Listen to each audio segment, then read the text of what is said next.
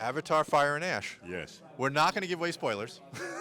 Cameron will not be happy with us. No, I would be. So how did you want to honor the original two films and incorporate Well, I the did. music, honor those, but at the same time make it your own because this is Fire and Ash is a different style. Well, so I wrote the music for number 2. Number 1, I was the lead arranger on. So I wanted to make. I mean, this is a journey.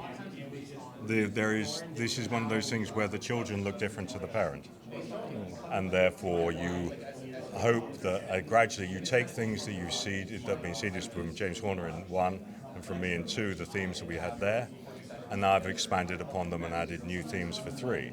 And so there is a suite of themes. You know, if you're doing a Star Wars movie, you better include the Star Wars theme. So in this case, what I've done is make sure that we always have our references from 1 and from 2 into 3, but 3 has new themes. It also is Avatar musically has a style that is unique. You couldn't put an Avatar score on a Star Wars film, and therefore it's really important that style I've continued and expanded because we have new tribes, we have new vistas and so on, and new places we're visiting, and you expand the palette, and that's part of the great joy of doing this.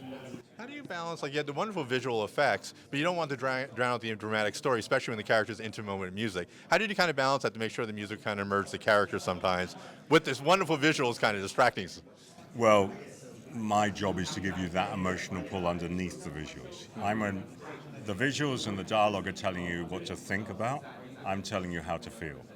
And that's the important part of music. Music is there to provide that emotional connection that you subliminally feel, and I can tell you how I can manipulate you musically.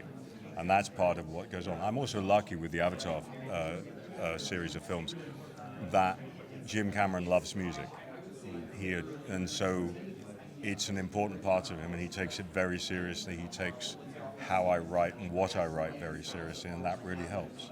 You know, your ears are. Music is the second best thing behind smell in terms of triggering memory, and we use that all the time in scores. I'm giving you themes and leitmotifs that we use later in the film to trigger memory of something that happens earlier, and so it's used to trigger things all the time.